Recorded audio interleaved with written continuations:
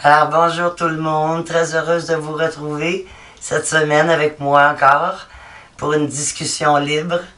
Je vais d'abord m'excuser pour ma voix rauque.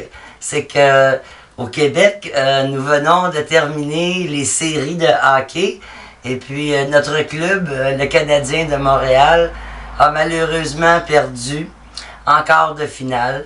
Et puis j'ai crié tellement fort que j'en ai perdu la voix. Alors, veuillez m'excuser si ma voix n'est pas aussi agréable à entendre que d'habitude. Alors aujourd'hui, je vais vous parler de l'abandon. Un sujet qui touche énormément de gens. Oups, il veut s'en aller. Je vous ai apporté un petit bébé minou que j'ai eu de m'apporter. Et puis, c'est Charlie. Je vous présente Charlie. C'est celui que j'ai décidé de garder. Hein? Je voulais pas l'abandonner, justement. Il était trop cute.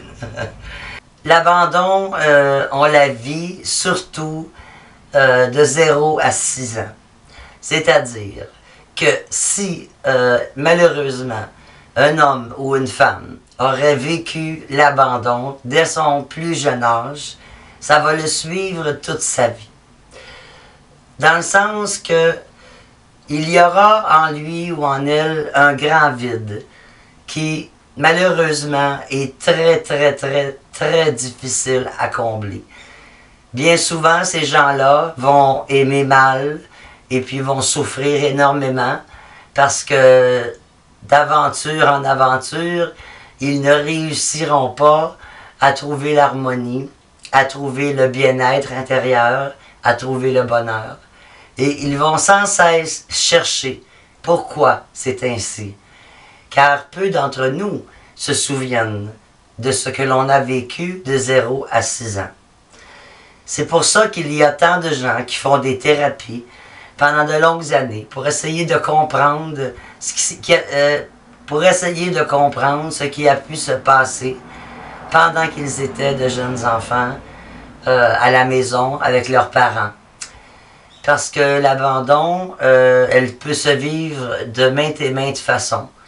Mais c'est souvent par les parents que ça commence.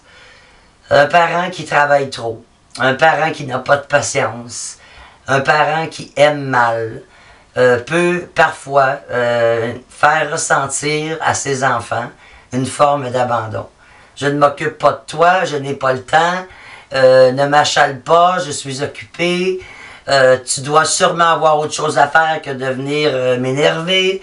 Bon, ainsi de suite. Le jeune enfant va être marqué par ces paroles-là. Ça va lui rester dans la tête. Il ne s'en souviendra pas. Mais chaque fois que quelqu'un va l'approcher pour une relation, que ce soit amicale ou amoureuse, cette personne-là va être bien souvent très possessive envers ses amis, ses amours. C'est une personne qui va avoir peur de perdre le peu qu'elle a pu acquérir tout au long de sa vie. Parce que c'est bien évident que quand on vit l'abandon, on se retrouve souvent seul, malgré nous bien sûr, et on a mal, un mal terrible, un mal qui ne s'explique pas, un mal qui détruit, un mal qui rend fou, parce qu'on cherche à comprendre pourquoi nous sommes ainsi. Et bien souvent, par nous-mêmes, nous n'y arrivons pas. C'est trop compliqué, c'est trop complexe, ça l'a marqué trop, ça l'a détruit trop, l'enfant qui a subi l'abandon par ses parents. Aussi, il y a la forme d'abandon au niveau des pères. Bon, à l'âge de l'adolescence ou de la préadolescence, vous savez comme moi que les pères, c'est très important. On se tient en groupe et on tient à être aimé, on tient à être comme les autres, à faire partie de ce que les autres font. Et puis, si jamais quelqu'un découvre en nous un défaut, quel qu'il soit, bien souvent, cette personne-là va être rejetée par le groupe. Et là, l'abandon survit. Un abandon qui peut même amener jusqu'au suicide chez les jeunes adolescents. Pas nécessairement que ce soit du côté sentimental. Ça peut être fortement relié aux amis, aux gangs. Ce jeune-là va souffrir énormément, encore une fois, sans savoir pourquoi. Sans savoir pourquoi on l'abandonne.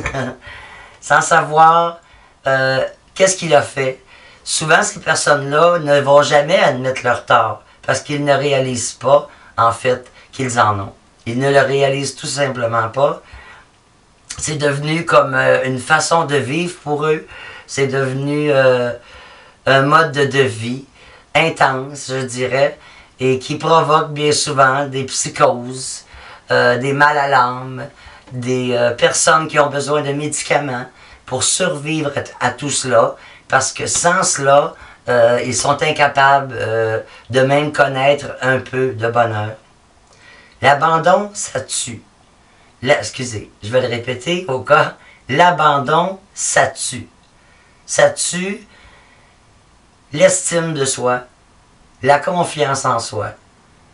Ça tue le peu de capacité que l'on a. Parce que personne n'a pu, en nous abandonnant, nous aider à découvrir nos talents, nous aider à les développer et nous aider à devenir quelqu'un dans la vie qui peut faire des choses, qui est capable de faire des choses. Mais si on se sent abandonné dès le plus jeune âge, bien évidemment, il y aura beaucoup de carences dans la vie de cette personne-là. Elle sera incapable, je dirais même, d'avoir des relations à long terme. Souvent, elle va connaître des échecs par-dessus échecs, parce qu'elle n'aura pas soigné le mal qui est en elle ou qui est en lui. C'est tellement important. Quand vous vous apercevez que dans votre vie, ça ne fonctionne pas, avec personne, ou presque, que les personnes que vous aimez semblent être des personnes dépendantes, des personnes qui ont besoin de vous et qui vont vous causer les pires ennuis. Car une personne dépendante, c'est une personne aussi qui a beaucoup de carences affectives. Donc, elle va dépendre de l'autre.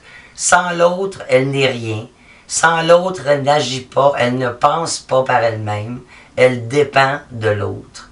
Et c'est bien fréquent dans la société actuelle de rencontrer des gens qui sont ainsi dépendants les uns des autres et qui vont souffrir en amour, qui vont souffrir au travail, car ils vont bien souvent être jaloux des collègues ou vont avoir des mauvaises pensées dans le sens personne ne m'aime.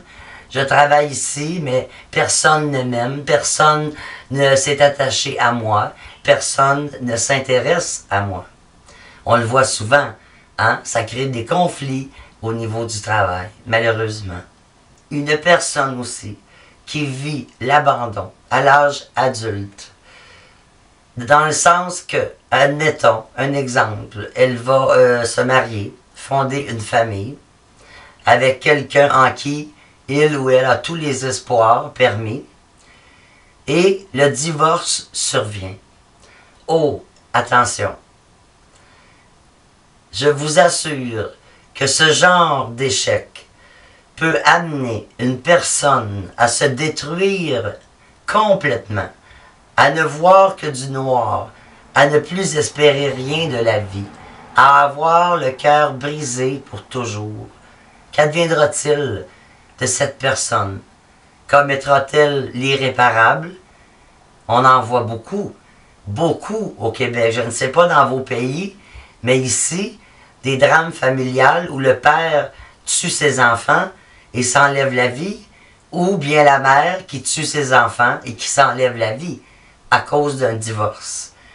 L'abandon qu'elle ressent ou qu'il ressent est si difficile à accepter, si difficile à vivre, que cette personne-là, elle est démunie, elle est complètement sortie d'elle-même, elle ne peut plus raisonner, elle ne peut plus penser, son cœur lui fait trop mal, l'abandon est trop fort et inacceptable. Également, on le voit aussi dans la mort. ceux et celles qui forment un couple depuis de nombreuses années et que l'un meurt avant l'autre. Cette forme d'abandon est très cruelle. Plusieurs ne passent pas au travers. Hein? On entend souvent dire que son épouse l'a suivi peu de temps après, ou son époux est mort quelques mois après sa femme. Hein? C'est une forme d'abandon qui est sans espoir, dans le sens que ça ne reviendra jamais. Parce qu'à l'âge où ils sont rendus, bien souvent, ils ne vont plus jamais retomber en amour. Leur vie s'est résumée à cette personne-là pendant de nombreuses années. Et ils ne songent pas du tout à refaire leur vie. Mais l'abandon, par exemple, qu'ils ressentent, oh, ça, c'est très, très, très difficile à vivre. Est-ce que vous avez vécu une forme d'abandon? Connaissez-vous des gens qui semblent avoir été abandonnés pour X et X raisons?